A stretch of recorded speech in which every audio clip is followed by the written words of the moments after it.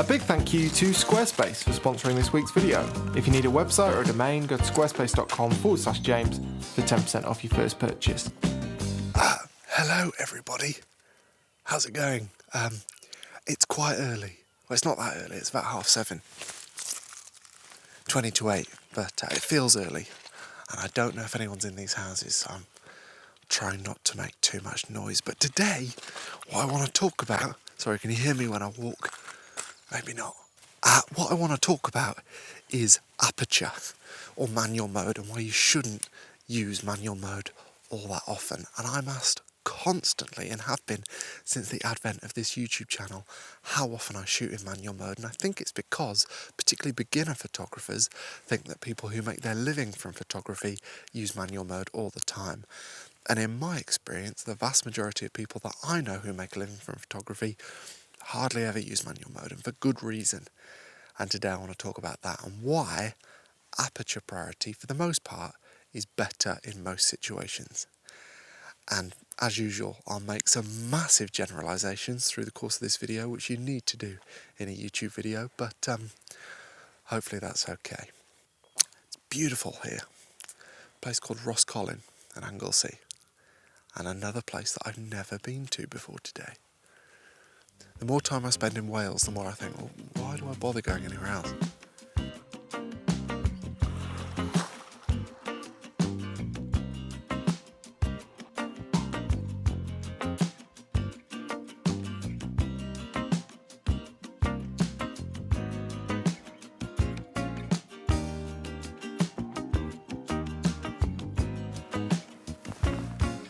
I don't know if that's a good shot.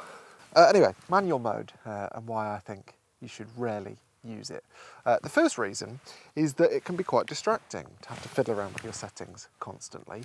And the more time you spend looking at your camera, the less time you spend looking at the scene, which is where the photo-worthy stuff is happening. And reason number two I think you shouldn't use manual mode all that much is that, in my experience, you don't often need to. And for me personally, and the kinds of things that I shoot, this sort of stuff, I very rarely have a preference over an exact shutter speed. And there are times where I experiment if I want to have some motion in snow. I mean, that, for example, I will play around with specific shutter speeds. But more often than not, all I want from my shutter speed is to make sure that it's fast enough to guarantee that everything in the scene isn't moving, and also to guarantee that I'm not experiencing any camera shake that's going to ruin my photo. And of course I also want to make sure that my shutter speed is slow enough that I'm not unnecessarily boosting the ISO. But in the modes I'll talk about, my camera does that anyway. Now, aperture I often do have a preference on, because typically I want a certain amount of stuff in my scene in focus, and that requires me to think about apertures. But as far as shutter speed goes, what I do is set a minimum shutter speed, because as I said, it's very rare that I have a preference over an exact shutter speed, but often I'll want to select a minimum shutter speed to make sure my camera doesn't go below that, so I don't have things moving in the scene or camera wobble. So yeah, minimum shutter speed I think is one of the most powerful tools that the vast majority of cameras have. And now, for instance, for this scene, my minimum shutter speed is set to a 30th of a second, which is one of my modes on my camera, because there's nothing moving, there's no wind, and I'm confident I can get a sharp shot at the 30th of a second with this camera that's got lots of clever IBIS. Right, another thing I think is worth talking about, and I appreciate I'm banging on a bit now, so I'll try and keep this short, but basically I think lots of new photographers, beginner photographers, get into a habit of overcooking their apertures. And what I mean by that is they'll stand at a scene like this and think, right, I want everything in focus, so I'm going to shoot at f16. And that may be unnecessary. It's certainly unnecessary somewhere like this, because this isn't that deep a scene. So if you have something that's, I don't know, about here, 2 feet from your face or your camera, front element of your lens, and you want that all the way to infinity in focus, that's a very deep scene. And even at the widest focal lengths, you would probably need to be shooting at f16 there. But if you've got something that's literally meters away from you, and that's the first or closest thing in your scene to your camera, then even if you want to focus from that all the way to infinity, then at most focal lengths, that probably wouldn't be considered that deep a scene, and you might not need to shoot at f16, which might mean that you can shoot a wider aperture where your lens performs better and lets in more light, so you don't need to raise your ISO quite so much. So it's worth, particularly if you don't know your hyperfocal distances, playing around with this stuff. And sure, get a photo at f16, but also try and get some photos at much wider apertures, because if you do that and they work better or just as well, i.e. just as much stuff is in focus in the scene, then they'll probably be better photos, because as I say, most lenses perform better at slightly wider apertures than f16, f5.6, f8, something like that. And you're letting in more light, obviously, or you're able to shoot at a faster shutter speed to lessen the effects or the chance of blur, either from the scene or from the camera. Yeah, I've talked about that before on this channel, I think, but worth mentioning again.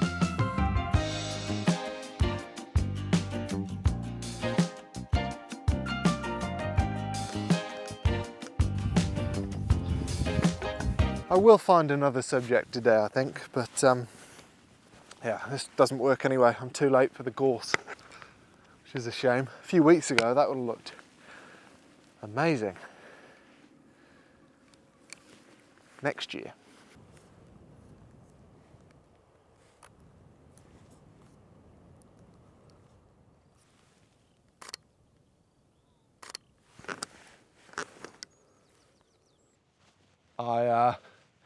I've managed to get lost. I don't know where the path is. Anyway, while I find my way back, I should say that if you're relatively new to photography and you do what I did when I was new to photography, which is sort of yo-yo between the extreme apertures, so f2.8 if I wanted to throw things out of focus, or f16 if I didn't and I wanted everything in focus, you will be quite struck by the sharpness available if you start experimenting with the middling apertures, f5.6 for instance, because typically, and it's not always the case, but typically that is where lenses perform best. f5.6, f8, something around there. And the number of people I bump into who have spent extraordinary amounts of money on lenses primarily for sharpness, only to use them at the apertures which aren't particularly sharp, it baffles me. So yeah, if you start to experiment with these apertures, these middling apertures, you might be pleasantly surprised, is what I would say. And also, of course, it has the added benefit of softening things in your frame, which sometimes you might not want to be critically sharp. And up there was a good example of that. And that can really help force your viewer's eye towards where you want them to be looking in the scene. So yeah, lots of advantages to shooting the middling apertures. Right, I think I'm back on the path. By the way, on an unrelated note, best photography investment I've made this year. Not my sunglasses, the string that my sunglasses sit on. It's a nightmare wearing sunglasses as a photographer, because every time you want to take them off to look through the viewfinder, you think, oh, where do I put these now? Don't need to worry about it with a string. And I didn't buy one for a long time because I thought I was going to make me look like an old man. But I am an old man. Always been a fan of hot chocolate and slippers, so it's fine. There's a boat down there.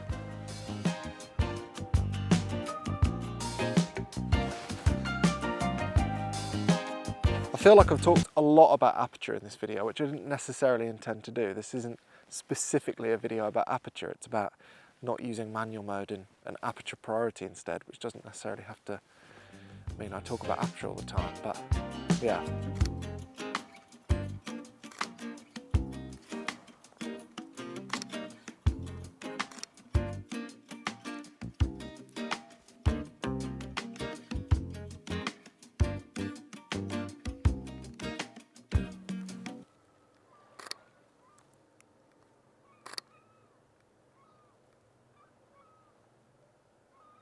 I think that lady in blue on the beach back there worked a treat against the blue shutters and the door of that house. That was really good, I think. You're never sure until you get home and check the files properly, but I'm excited to check that one out. Anyway, I think I've had the best of the light. The sun is about to come out and everything's about to get quite harsh, so I'll take that as my lot and head home, I think. But thank you for watching. And in short, my message basically is that There will be times where you want to select an exact shutter speed, but in my experience, most of the time, you don't want an exact shutter speed. And so therefore, if you force yourself to choose an exact shutter speed, that's more time looking at your camera, less time looking at your scene, which I think is a bad thing for your overall photos. So choose aperture priority, set a minimum shutter speed, choose auto ISO, and in my experience, that will yield the best results because it frees you up to focus on what really matters. And of course, like I say, there will definitely be times where you want to experiment with shutter speed, but while that's not the case, don't worry yourself about shutter speed. Also, I'm definitely going to fall in here. A huge thank you to Squarespace for sponsoring this week's video. As you know, and as I've said many times, Squarespace is a fantastic solution for photography businesses. Where are you going? That's better. Yeah, whether it's newsletters, blogs, whether you want an online store to sell your presets, your prints, your books, any of that stuff, Squarespace is fantastic. But overall, I think the best thing about Squarespace is that it can display your images exactly how you want to display them, which as far as I'm concerned is not the case with social media. Better yet, Squarespace takes care of all the complicated stuff like resizing your photos to make sure they look fantastic on any device. And there are so many templates to choose from to set up your website in exactly the way that you wish. And as much as I think minimum shutter speed is a powerful tool for photographers, I think Squarespace is an even more powerful tool for photographers. And you can get a free trial by going to squarespace.com. And after that, if you'd like to make a purchase, just go to squarespace.com/James and you'll get 10% off that first purchase. And a huge thank you to Squarespace for their continued support, and thank you to you for watching. And I'm going to get off here now because I don't want to drop my camera or myself. I'll see you next time.